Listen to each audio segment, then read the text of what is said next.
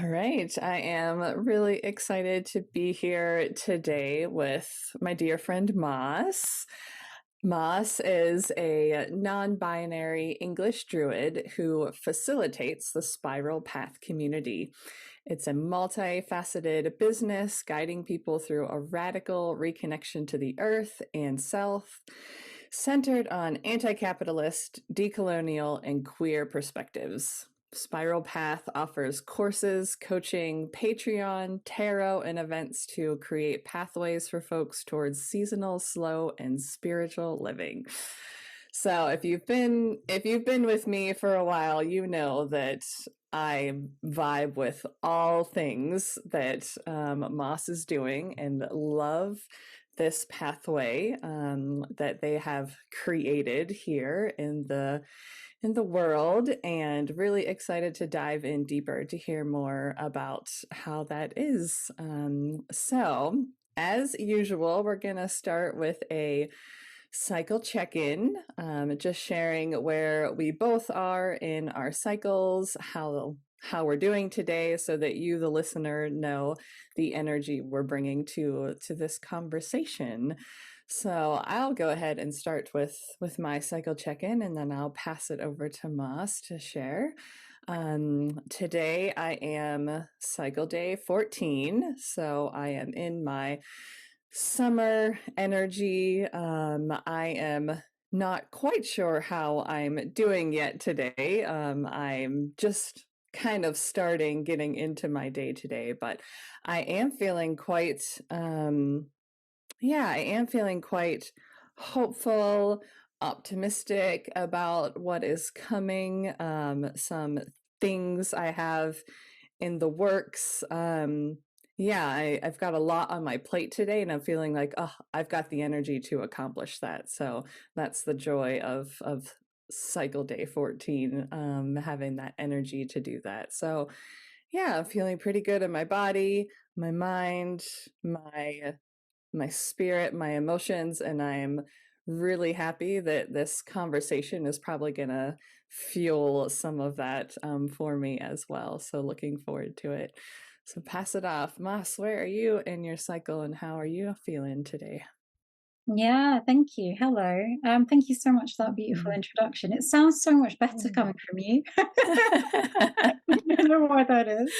Oh. I appreciate that. Thank you. Mhm. And this is a really interesting starting place because a year ago, I could have told you exactly which day I was on. And I hit my 40th birthday, and which is last October, and everything has gone out of the window. So I can't tell you. Mm. uh, I'm in my autumn. I know that soon to start my menstrual cycle, my menstruation. But yeah, basically, I'm in a strange place of like needing to revisit all of my tools that I've been relying on for so many years, Yeah. go back to old resources, relearn essentially.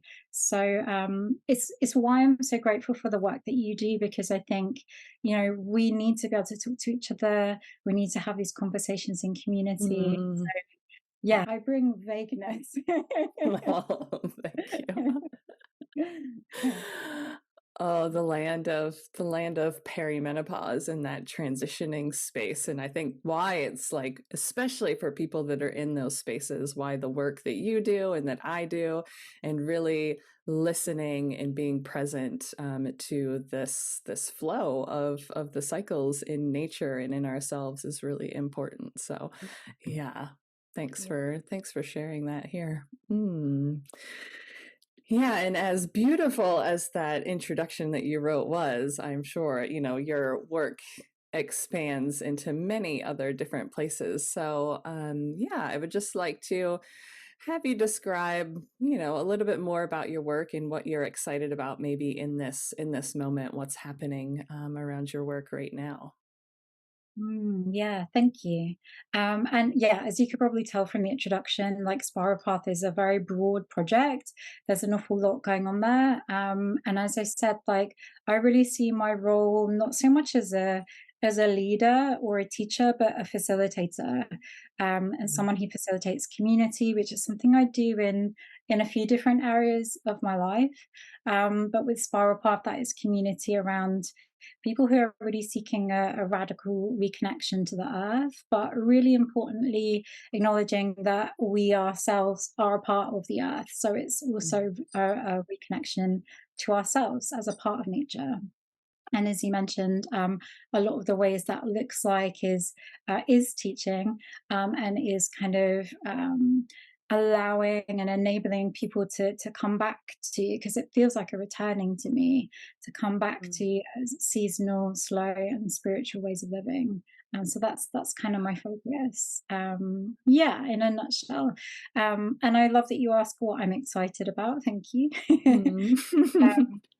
And I have a lot going on this autumn, actually, a few different workshops and things, but I'm most excited about Winter's Embrace, which is my Mhm. 9-week course. Yeah, you know that. And it's just like the reason it really kind of just fills me with this excitement that I'm feeling just thinking about it is because of the length of time. It gives me that deep dive with people, and we really get to go on a journey together. And I love that so much. And also just the chance to introduce people to a lot of different tools and activities and ways of working. So things like seasonal ritual, tarot, shadow work, and some new sessions this year, which I'm excited for. So, ancestral connection, mythology, drumming, storytelling, embodiment. So, it's really fascinating, kind of. Um, yeah, presenting these methods for people and just seeing what they get out of it. And there's definitely an element of that which is like challenging people's perceptions around winter. Mm. It is a hard time. I think probably wherever anybody lives, winter is tough. But you know, where I live, it's such a commonality, that people are really vocal about their struggles with winter. And Mm. actually, I think it's what got me started on this path. Really, is I realized, you know, decades ago, even as a teenager, I think that it's not winter per se that we're struggling with, it's Mm. capitalism, you know, and that's what made me kind of connect the two together, because actually it's the fact that we are being pressured into living the same way throughout the year that makes winter so hard, rather than just winter itself. So yeah, Yeah. getting to dive into that with people, get Yeah. to know people, create community, learn from them, which is why I like to say facilitator, because it's just about starting these conversations and creating the container for these conversations. And yeah, so I learn so much from other people too.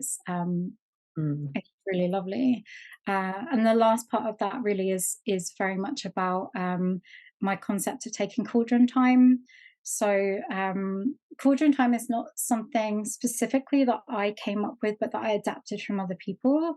And I go into that. I do into the cauldron is a workshop in October. Yes. um, and that's really kind of introducing this concept, but that we really run with in Winter's Embrace. So taking cauldron time, I very much relate it to winter, but it doesn't necessarily have to be. Of diving into the dark half of the year as a cauldron of healing and rest and slowing down. So yeah, I love talking about that. It really is fascinating to see how people feel about that, what they decide to do during that time, and the impact it has on them. Is yeah, it really makes my Yeah. heart happy to see that. So obviously, as a part of that, I'm really excited for autumn, Mhm. which, as I said, I'm jealous for being here in my thinnest summer dress.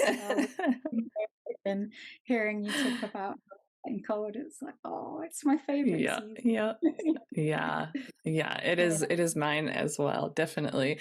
And yeah, your cauldron time sounds like very similar to my hibernation that I do every winter as well, and like the importance of slowing down and doing the inner work at that time that our, you know, society doesn't give us that naturally. We have to sort of like work and carve that out for ourselves. Yeah, so many things in there that I want to like spiral back to. But what I realized when you said where you live, Where do you live? Like, let's just do a little land acknowledgement so that we know where you're coming from in the earth. I'll share mine as well and just give the honor to the land that we're on as well. Hmm. I love that. Thank you. Yes. So Yeah. I live in Suffolk in the east of England, which is the strange bump down at the bottom. And that is, yeah, Iceni. No, not Iceni, sorry, Trinovantes land from my Iron Age Yeah. ancestors. The Iceni are, they abut up against us, very close actually down the road, and obviously made popular because they were Boudicca's tribe. But my tribe, Trinovantes, were allies eventually. So, yeah, Okay. southeast of England is where I live. Yeah, that's great. Yeah, and for those of you that don't know, I am currently on the land of the Monongahela, the Shawnee, and the Osage peoples, which is now known as Pittsburgh, Pennsylvania, in the United States on Turtle Island. And I've just been here, not quite a year. It'll be a year next month since I've been on this land, but it's been a wonderful year about getting to know the land here and reorienting after moving back from India. So yeah, it's been really wonderful. Um, yeah, just like one thing I wanted to bring back about what you shared, and something that I'm also very passionate about, is this reframing of teaching into facilitation, which I think is very important in the spaces that we hold. Having this like be these containers of deep wisdom where everybody is bringing their own perspectives, their own beliefs and values, and coming together in this understanding that we can all learn from one another, and coming as the holder of that space. We're not coming in saying that we know more than those that are joining, and we just have the capacity to hold that space for them. And so I think that was really beautiful when you were talking about that, and just being able to have these spaces of community where we learn from one another. And I think that's so important, especially in the work we're doing and in our society that we're in, right? That is very rare. It's very rare that people are coming together and learning from one another, instead of just following a boss or following a teacher and doing exactly what they say. So yeah, love that. Thank you. Yeah. And I And guess kind of, yeah, go for it. thank Mhm. you. Yeah, just what you're saying, that's really sparking off some things and making me think about. I wonder if our propensity to use the word teacher is because of the authority that it gives. Because Mm, doing the kind of work we do, it's so easy to kind of really feel the weight of that imposter syndrome. So I wonder for mm, some people if actually kind of claiming that moniker of teacher just gives them that kind of ego boost, I suppose, to say, yeah, I do know what I'm doing, because I don't know about you, mm, but yeah, I've certainly gone through that. But it's an interesting division, because like I'm also a dance teacher, and I don't have a problem saying teacher in that context, yeah, because yeah, I have gone away and I have learned this vocabulary. I've been taught by the people who devised this style, and so I've taken this on and I'm passing it on. yep, um, yep. but the difference with spiral path is, as you say, is very much about, or how I see it, is creating conversation. It's being the Mm, person who starts that conversation. So, yeah. and bringing what my experience and what I have to bring to it, but also knowing within myself that that's not the entirety of it, and that there is so much. It's not like with the dance, like, here is the move that I'm going to teach you, and it is done this way, and it's only done this way. Yep, yep. Like, these are my perspectives, right? And as an anarchist, being a non-hierarchical person, this is why I'm Mm, involved in cooperatives. It's like we all have something to bring in certain circumstances, and yeah, yeah. how much this work is yeah, a conversation, I like to think. Yeah, definitely. And just like hearing you share that just thinking about like my own history growing up like in the church, and having that, like, my spirituality was very hierarchical, that there was, a pastor or a preacher that interpreted and told you exactly like what you should believe and how you should live. And it's just like so healing to then come into these spaces of spirituality and connection where it's more conversation than it is like somebody telling you exactly, what you should be doing. So yeah, I'm very, very grateful that you're creating that space for people to be in that.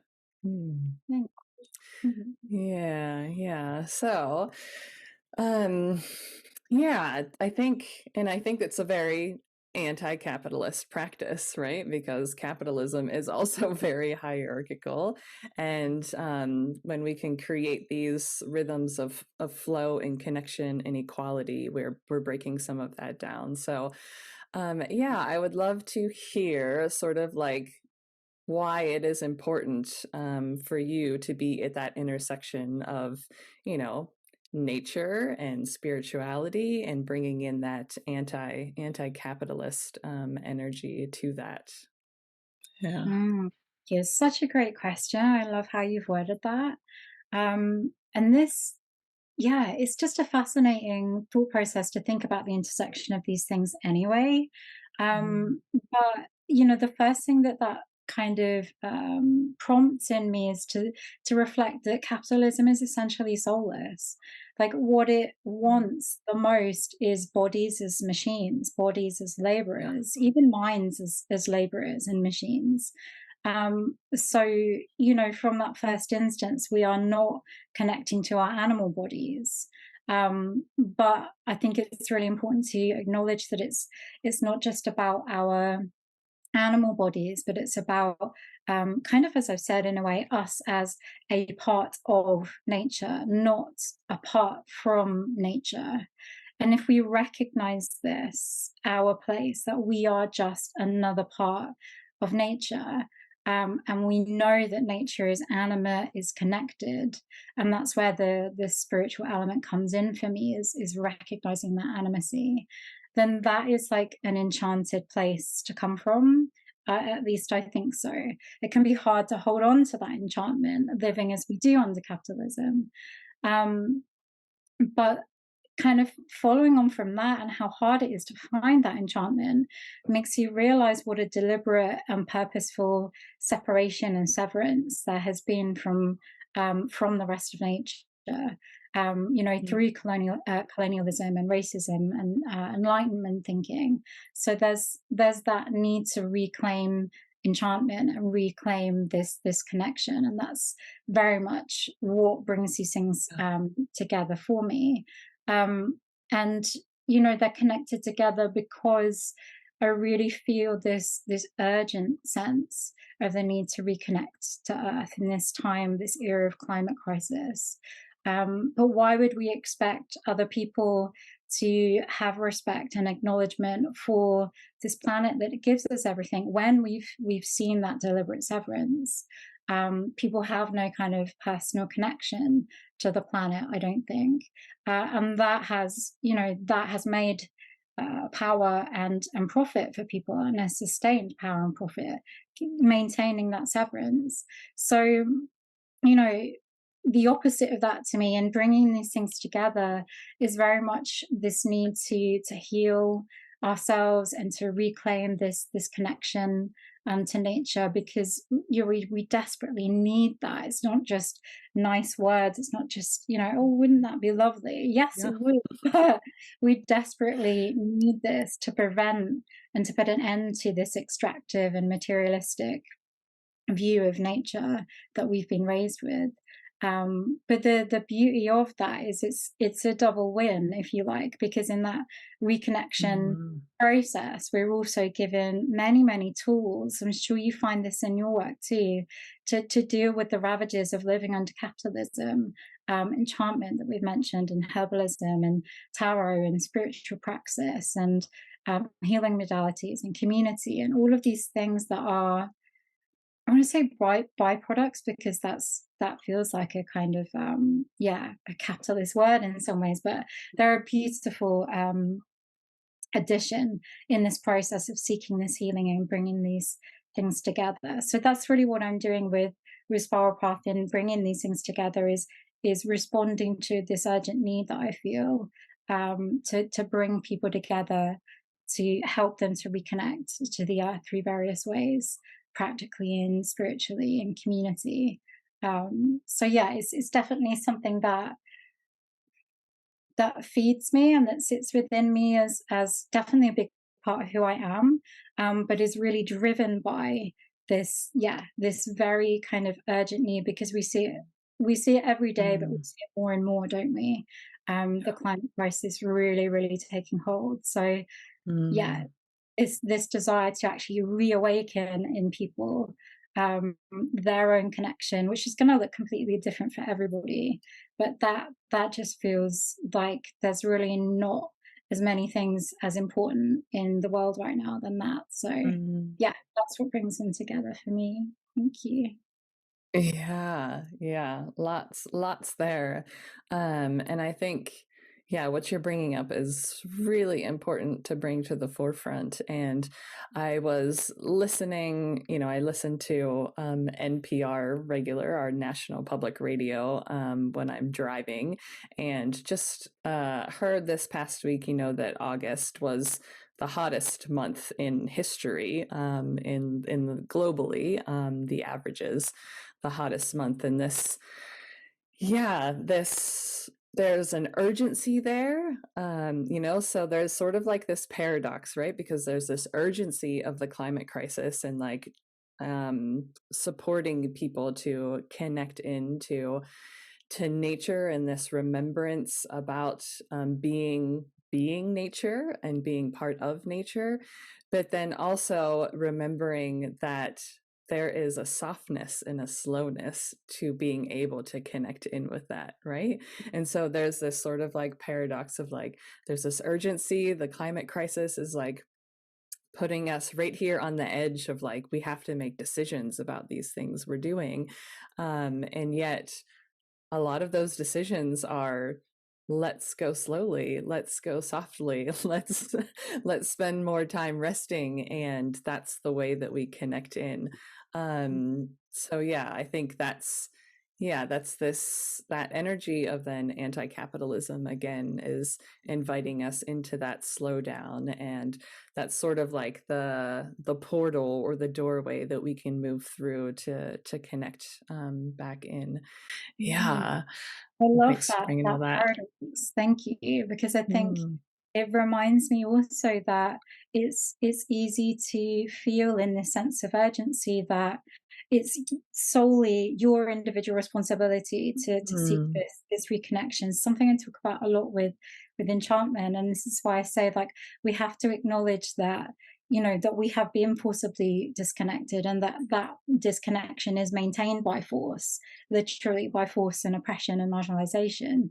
And I yeah, think that's really important to remember, because there's just so much pressure on everybody as individuals to do so many different things in their yeah, life. And also the reality of climate grief, and just the fear that comes from, you know, looking at the world and seeing everything that is wrong with it. It's easy to take all of that on board, and that is just too much weight to take on. So yeah, I suppose what I'm getting at is that whilst it is within our power to seek enchantment and to slow down and find this rest, it's also, I think, really important to acknowledge that, yeah, that we are in this position because of the systems we live under, and that mm, it's not, yeah, we can't solve everything. Yeah, it's a difficult one. It's, as you say, it is yeah, a paradox. yeah, It's a paradox. yeah, it is. Yeah. And it's, yeah. And I think it's the work we're doing is like holding on to that hope, and not letting ourselves fall into that space of giving up. Because yeah, doing the work of reconnection, even though it's individual, we are breaking down those things within ourselves that the systems have put in place, and we're breaking down those things in society. And I've seen many a ripple effect whenever I have, held space and invited people into this, and then I hear them going out and sharing with, their families, their loved ones, and they go out and share with their families and their loved ones. So there is a movement to it as well, that we are, even when we do our individual work, it is community work as well. And that's the breaking down of those structures that that we can be a part of. That's exciting and keeps me holding on to that hope. Yeah, definitely. Yeah, yeah, Yeah. absolutely.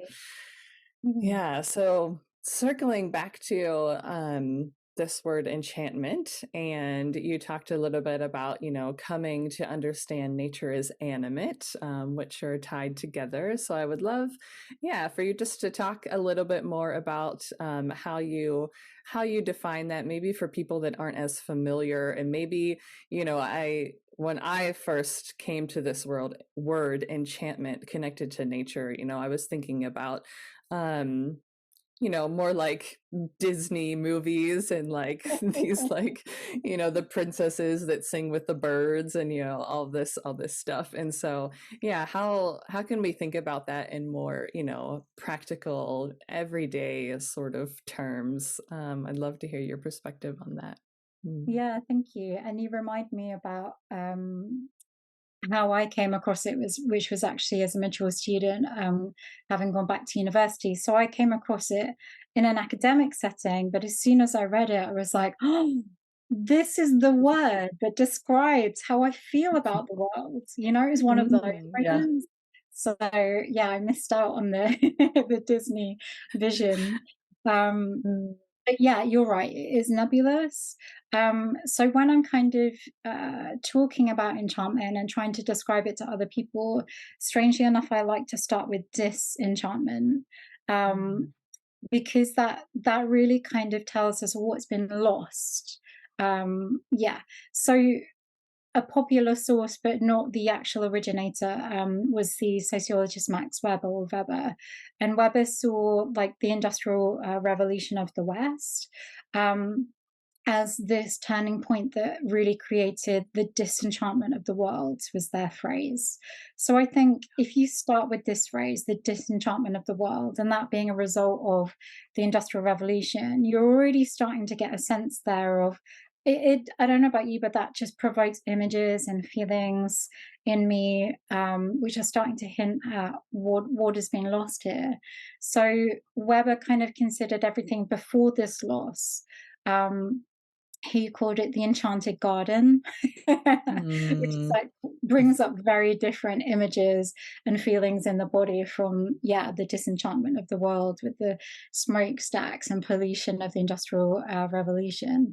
So this enchanted garden, this pre-industrial society, was an animate world in his vision, at least. So this is a world that was enlivened by various beings, spirits, energies, and that is what I think of when I think of what is an enchanted worldview. And that's not something that we've lost. That lives on through animate worldviews, and animism. So then, enchantment to me is an active awareness, but also an engagement with, importantly, with this animate life force. So, you can think about that in terms of like the web of weird, the Anglo-Saxon concept of what an animate world means, that all things are connected. So it's not just an awareness of that and moments of awareness of that, but it's seeking that, and it's also engaging in that feeling and trying to bring more of that feeling into our lives. That's kind of my take on it. But I really like the words of Catherine May in their book Enchantment, where they considered enchantment as small wonder magnified by meaning. And I really love that, Mm. because I think it keys in with that elusive nature that you mentioned, which I really Mm. agree with, and that it's also a personal thing. And again, particularly living under capitalism, it acknowledges that it's often a fleeting feeling that we Mm. can that we can kind of, like any tool, I suppose, learn to bring into our lives more, to seek more, to look for more, to look actively. But it's not going to be a kind of living in a sort of fantasy world Yeah. forever. It's just not. And I think that's maybe what trips people up sometimes, is this kind of, yeah, fantasy vision of, oh, well, my world is never going to look like a, um, I know, Lord of the Rings or something. Yeah. So yeah, I suppose that's a part of it. Um, and for me, that what that looks like is really small things like having a moment of being entranced by the shadow rippling on the wall, or having a kind of bug's eye view and just seeing what's going on in the grass around me, and just taking a moment to level out some of my humanity with the rest of the world around me is kind of how I think of it. Um, yeah, so connecting us to the wider world through wonder. That's Yeah, those are the main ways that I like to think of it. And it is something that really does come up in my work, as you've said, because yeah, I've mentioned it a few times already. Um, Reenchantment is Resistance was a workshop I did last month, and obviously that's really focusing on enchantment, reenchantment, disenchantment, diving into that a little bit more. And Cauldron Time, which we've mentioned, I always have elements of what I do in my private Cauldron Time, which are seeking enchantment, because as we've said, it's hard to find. So setting Yeah. aside this time for myself is one way that I can try to give a bit more energy to seeking Yeah. enchantment. And very much Arwen as well. So sacred inspiration, being a druid, that's something, this phrase, this notion of sacred inspiration is very much present. It's something I acknowledge and honor every day in my morning practices. So to me, there's a big overlap in these ideas as well. Um, and also more personally, like particularly with my relationship to plantkin, like all my friends back here in my little apothecary corner, my time in ritual at my altar, yeah, this is how it kind of shows up for me on a regular basis. But yeah, it Mhm. definitely informs the work that I do as well. Mhm. Yeah. Yeah, definitely. And I think, yeah, you brought up an important piece there about it's easier to see and connect to the enchantment in the world when we are slowing down, right? When we're slowing down, when we're opening ourselves up to a deeper awareness to what is around us, and just it can be as simple as just taking a moment to take a breath and be aware of what's happening around you. And yeah, that's it's something that I think was innate. It was innate in us whenever we were children, and it was something that came very easily. And then it was very quickly something that was not okay as we grew up. And yeah, it invites that playfulness, I think, to come back to that and to see the world in a place of enchantment, or magic is a word I use often. Um, yeah, we're inviting that connection then back to that sort of like playful inner child, that can more easily see the world in that way, which I think is, yeah, it's a little bit easier for me to connect to enchantment when I'm like, okay, little Megan, we're gonna go out and find some magic, like this, inviting my inner child to come out and play a little bit. Yeah. Mhm. Very true. Absolutely. Yeah. Yeah. So thinking about, like, yeah, I'm sure people that are listening are like, okay, this is all wonderful and great. Everything you're talking about, I'm loving it, but what can I do? Like, how can I connect to the natural world? So, like, yeah, what do you wish more people knew about that, and how to do it? Yeah, sort of like that good place for someone to start, who wants to start exploring this. Yeah, thank you. It's a really great practical question because I think, particularly with social media, like we just see this image of kind of pastoral beauty and people running through fields with pretty dresses on, and this is the vision we're sold right now of enchantment Yeah. and connecting to nature, and it's weird, isn't it? It's a nice fantasy, but yeah, as you say, it leaves us asking, well, what does that mean for me? Um, so, for me, I think it's really important that people realize that it's not just about being in the countryside. That's Mm, not only a kind of ableist kind of picture, but it's unrealistic. And it also, mm, uh, it kind of forgets or hides the fact that nature is everywhere. It's the dandelions coming through the concrete as much as it is the rolling hills. And don't get me wrong, I love those rolling hills, but I pick them out with my time. But yeah. yeah, we can't just segregate nature as much as we are segregated from it. That's a whole other rant about access and right to roam and all of that. Um, but I'm very much keen to kind of promote the idea that nature is also symbolic. So I talk a lot about the inner landscape and the outer landscape.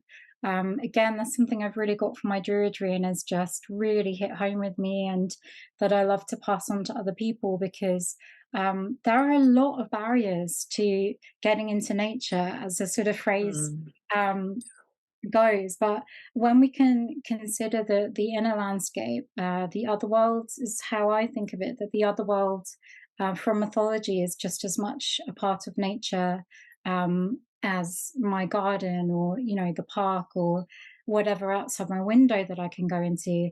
It completely changes the question of how can I access nature, mm, because it means that anybody, absolutely anybody, can access nature at any time, with no money, with no resources, because it's within you, because you are nature. Um, mm, and I feel like a part of that is people needing to give themselves permission to access that. Because I think yeah. if you don't have that kind of those spiritual practices already, the idea of going within yourself and accessing places and seeing what happens there, people seem quite nervous of this. I found from the work that I do. So that's something I would wish that people knew, that they always have access to.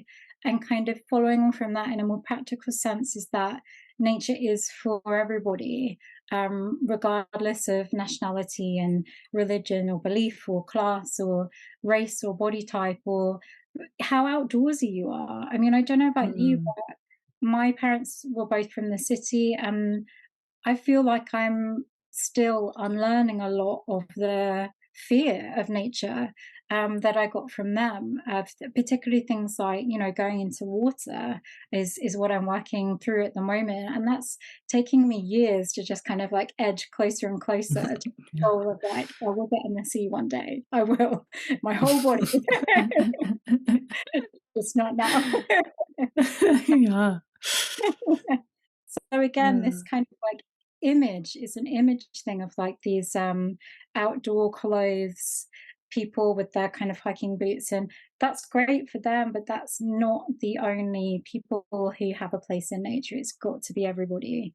And there's Yeah. some beautiful accounts that I follow around that, like Muslim hikers, disabled hikers. It's both a couple of Instagram accounts that I just get so much joy and inspiration from. Mm, Just people really, yeah, helping folks overcome that practically, I think is amazing. Um, and lastly, I suppose on a softer level is kind of coming back to what you were saying about our need to slow down, mm, and what I was saying about this need to acknowledge this deliberate cutting away from nature and being outdoors, and that actually acknowledging that is an important part of the process, because it means that you have permission to seek nature in whatever way is right for you. There's not one way to do that. yeah. It's different for absolutely everybody. Um, but I think the important thing behind that, which I wish people realize, is that it's worth devoting yourself to, because there's so much healing to be Mm. found in nature, and it's a place where you can be wholly yourself, and you're beyond the clutches of productivity culture and the grind culture. Yeah. So yeah, the freedom that comes from it, I wish that people knew that that was what was beyond the barriers to it, and so that it's worth fighting if you can, to get beyond those barriers. So yeah, there's a lot of barriers for folks, but Mm. yeah, it's definitely worth, yeah, trying to do your bit, whether that's on the inner landscape or the outer landscape, or both. So I do think Yeah. it's possible for everybody when you start to understand that a bit more, rather than just having this Instagram running through fields vision of what it can look like. Yeah. Yeah. Well, we could put our flowy dresses on and run through wildflowers, right?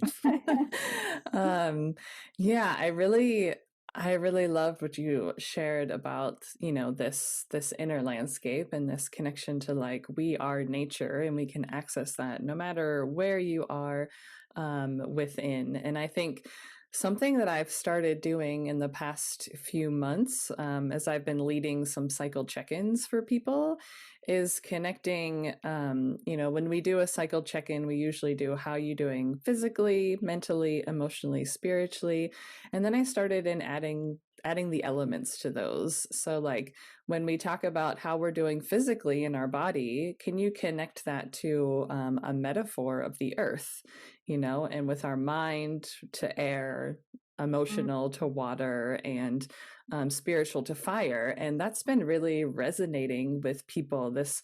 Oh, I have all of that within me. I have all of these elements within me, and I can connect to that on a daily basis through this cycle check-in practice. And that's been really beautiful to see. Yeah, we are nature, and I can see that, unfold. So I think that was really, really important. You brought that up.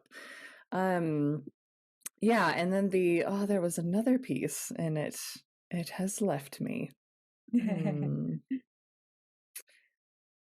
Yeah, the other piece was that yeah, and I know we're parts of different druid orders, and I don't know if this is a part of your druid order or not, but a part of my I'm just in my candidacy year right now, and a part of that is spending time at least once a week just being and observing, a part of nature. And what I loved about it when they were talking about this practice was they were like, you can just use like an inch like an inch of ground, like a square inch, just like the smallest little piece of nature, and there's so much in that little small piece that you can connect with. And the beauty of, if you live in, a city and you don't have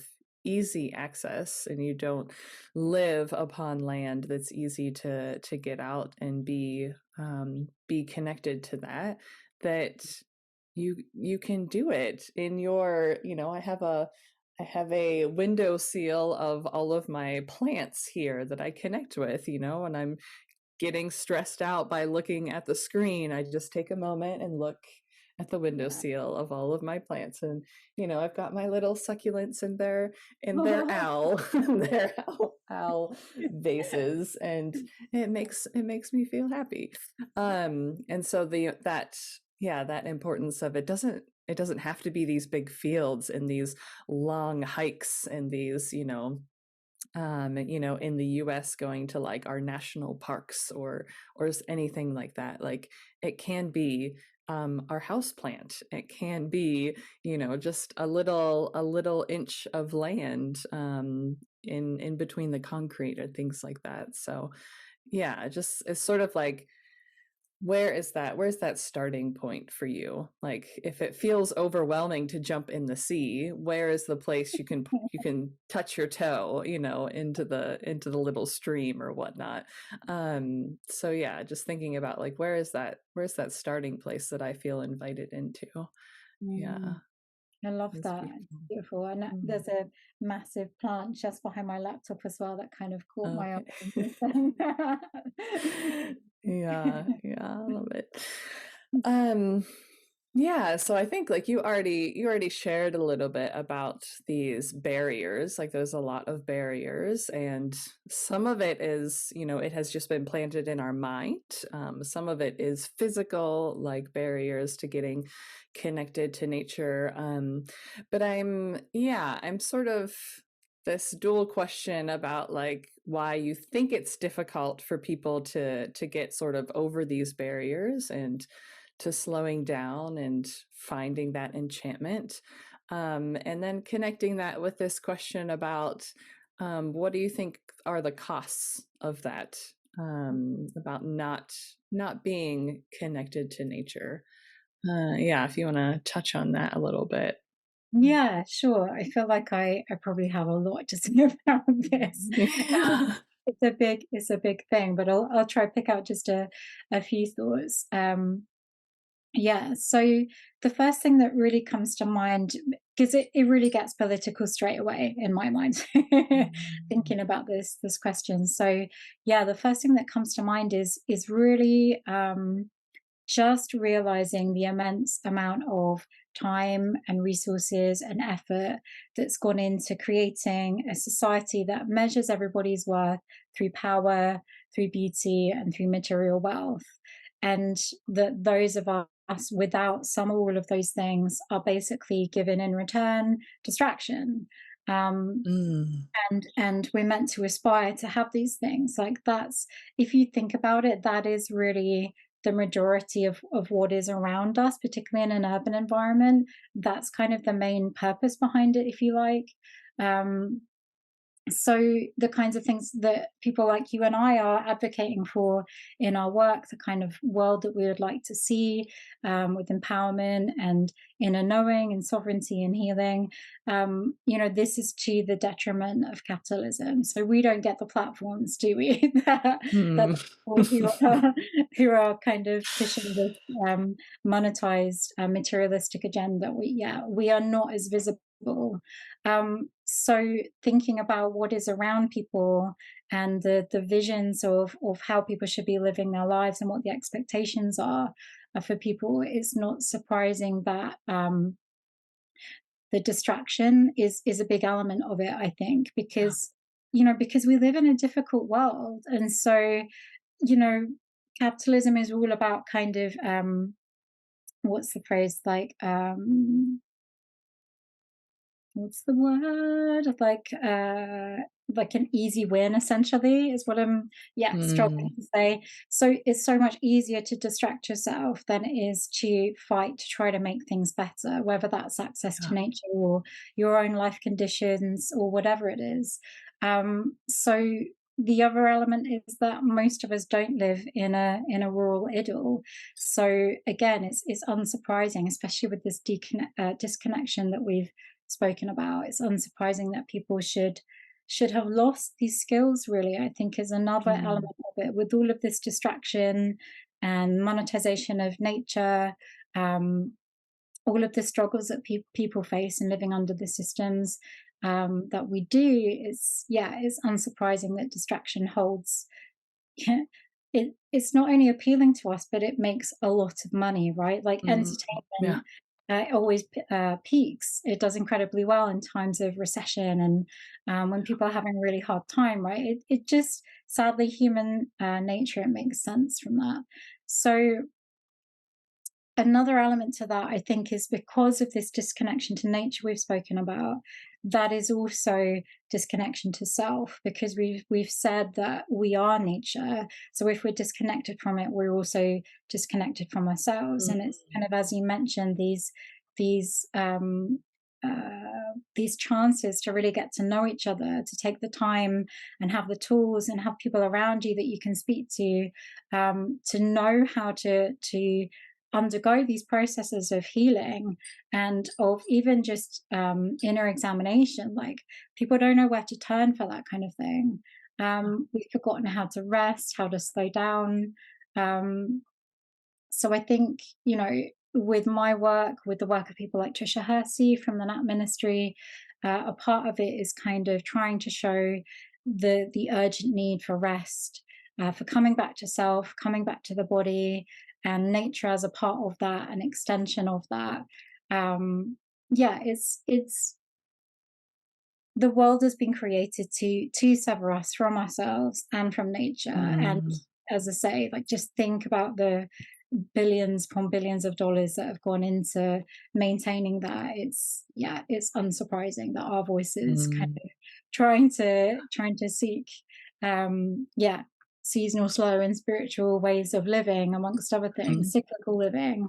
um they're just not very visible for people. So there's like this phrase I have, the tick boxes of life, where it feels mm, almost like when you're a teenager, you're given this sheet, this like tick sheet of, okay, you need to, like, you know, do well in your exams, and you need to get a car, and you need to have a monogamous relationship, and then get married and have a baby, and all of these things. It's just, yeah, it's a part of all of these expectations, and connecting to nature and ourselves and our inner cycles is not on that list, is it? mm. The Oh, things so kind of sad. contribute. It is, Mm, yeah. It's all things on that list that basically maintain the status quo. So mhm. yeah, it is sad. It's really sad because, as Yeah. you say, like, there's a lot of costs to that.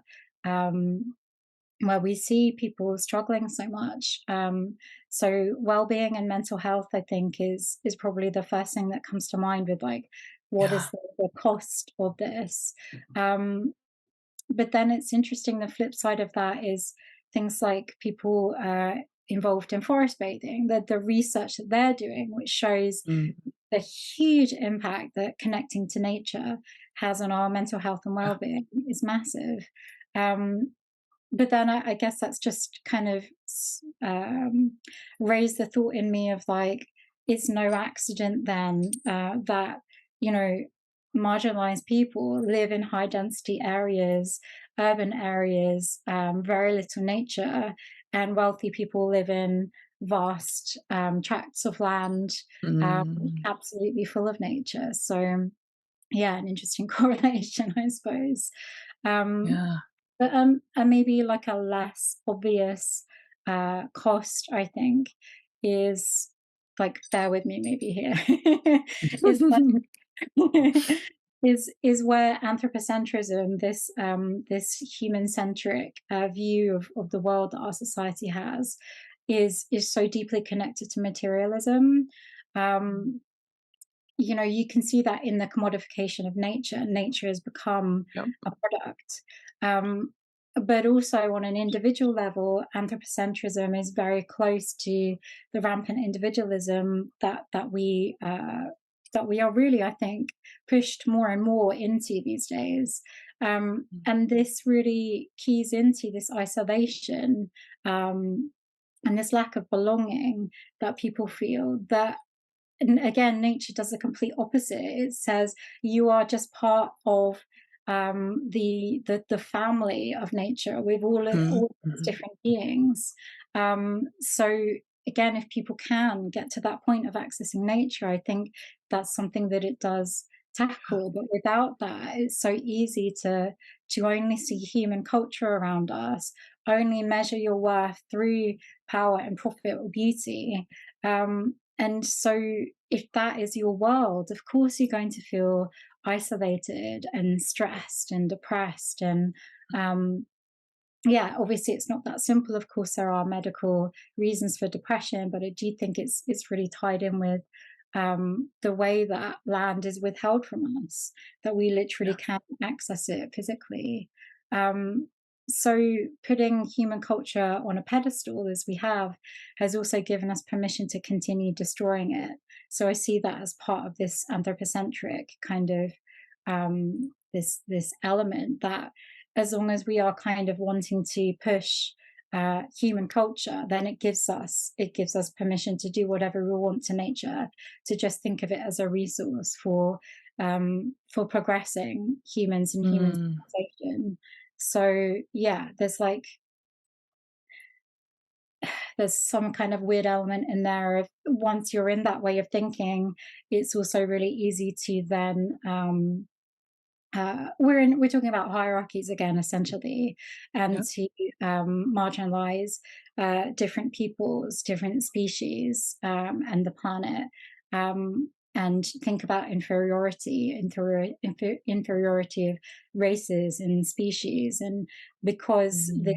this kind of pinnacle of existence throughout all of human time, or throughout all of time rather, being human existence, it has so many diverse costs on us, takes such a toll, and it goes beyond capitalism even, but is, yeah, in these ways I think very societal, but also very individual and personal, and related to our health and our mental health and our well-being. So yeah, I'm sure there's lots more, but those are the first Mm.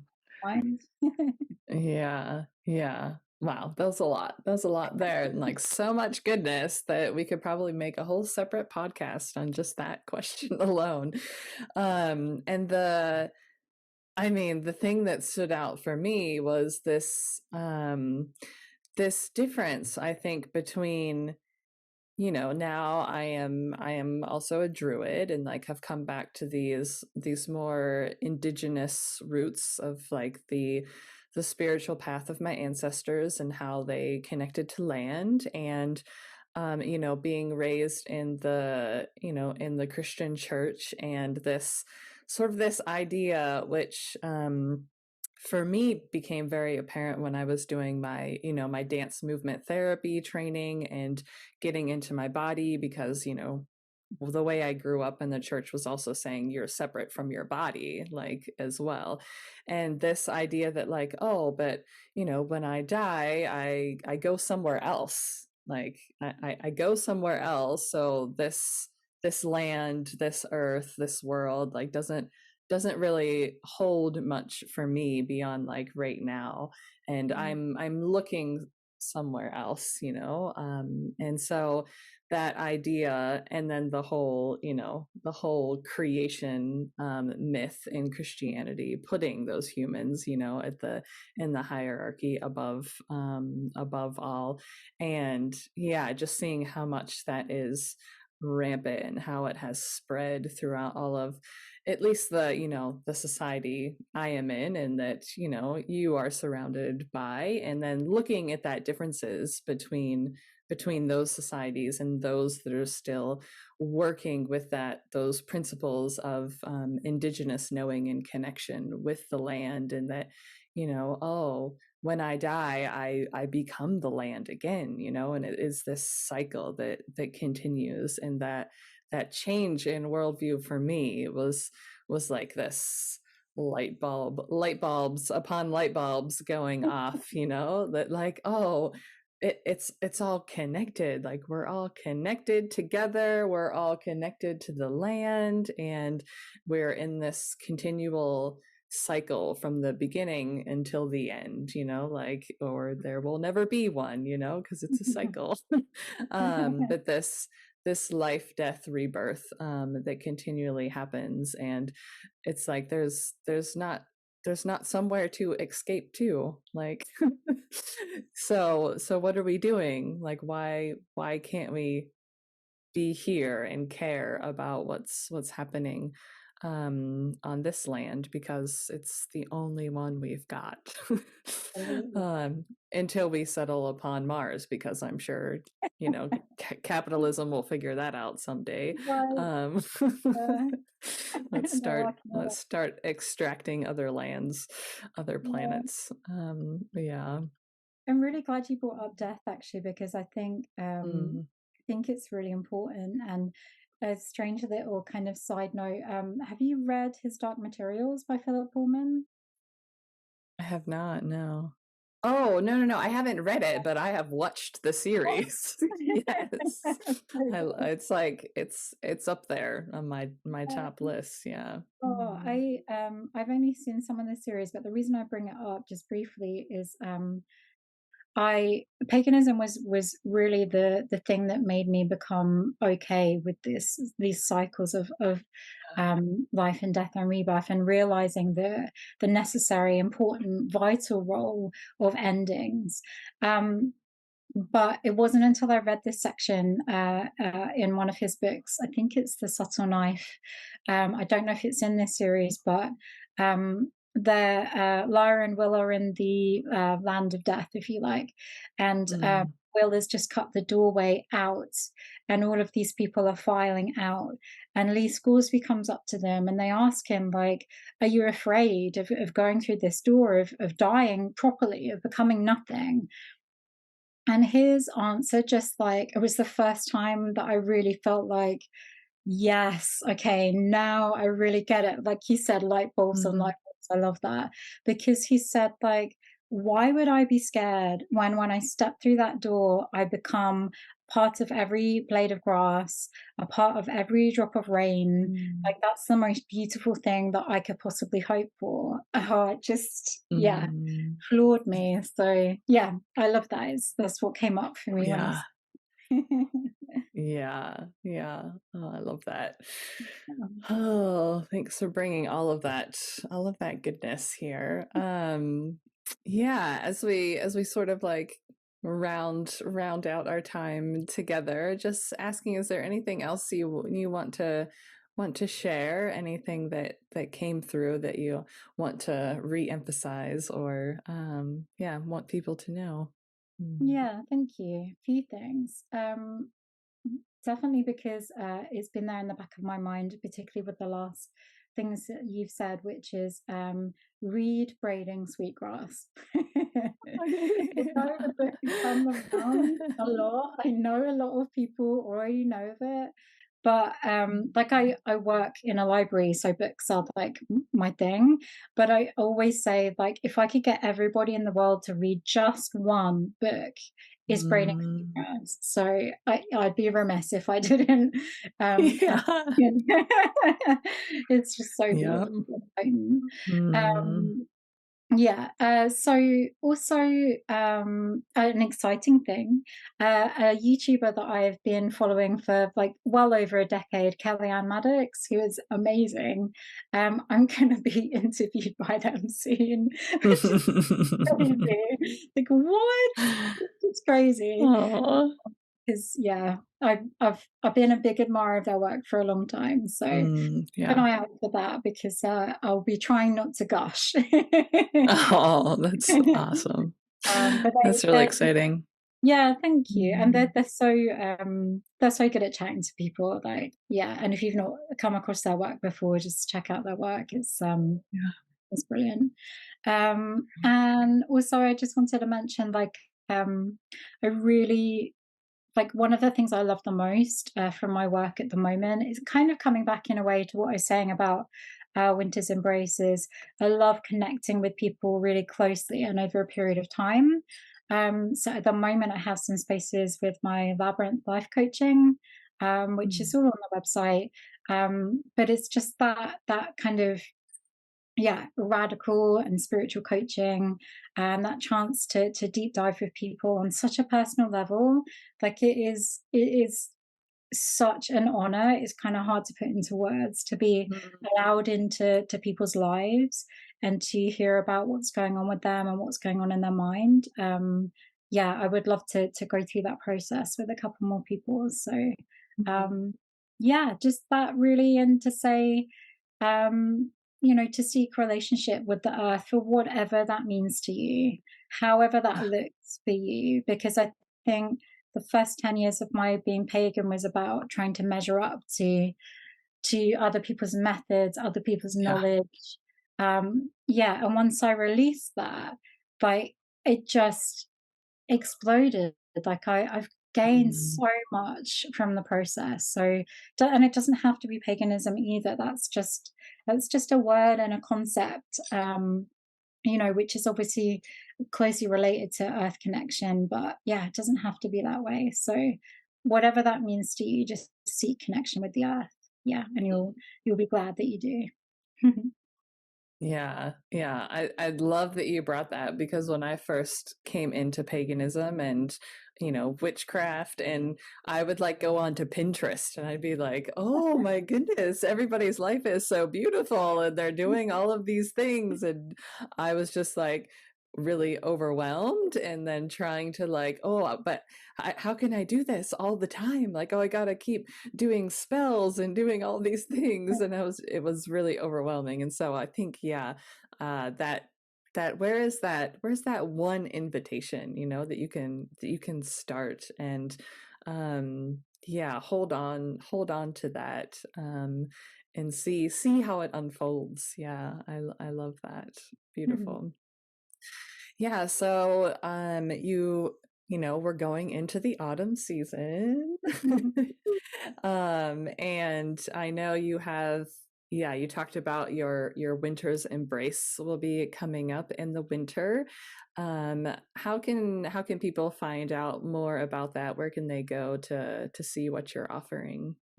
Yeah, thank you. I have a website that's my favorite place because it feels like it's my little home of things that shows you, Yeah. like, you get a real sense from like the imagery and things of what I'm like. Yeah, so it is walkthespiralpath.co.uk, is my website, and there's a newsletter that you can sign up for, which is not very spammy.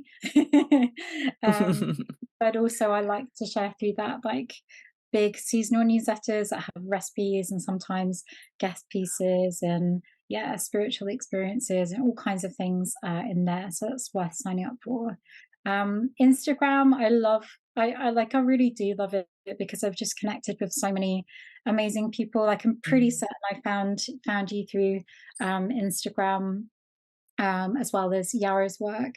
So that's spiral_path. I've got a nice spiral going on. If you look for spiral path, then you'll see me there. And I have to say I'm on Facebook, but I really don't like it. Yeah. I don't know. It's a good way to reach people that maybe like wouldn't necessarily find me otherwise.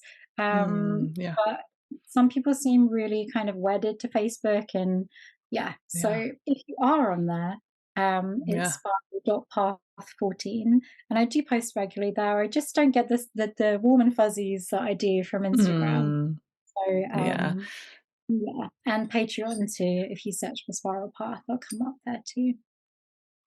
Yeah. Yeah, that's great. Yeah, I found that Facebook is quite convenient for local connections and meeting people who are around you. And Instagram for like the wide the wide web connections of people that are like-minded and doing similar things to you and inspiring. So yeah, and yeah, I think we did cross paths firstly on Instagram at some point. I think when you were like very first starting getting on there, and it's been lovely to watch how you've grown into all of your offerings, and watching Spiral Path unfold into its own over the time. It's been lovely to see. So yeah, definitely recommend checking out all of Moss's work, and yeah, hope you get the joy and the pleasure to be in the space that they are facilitating.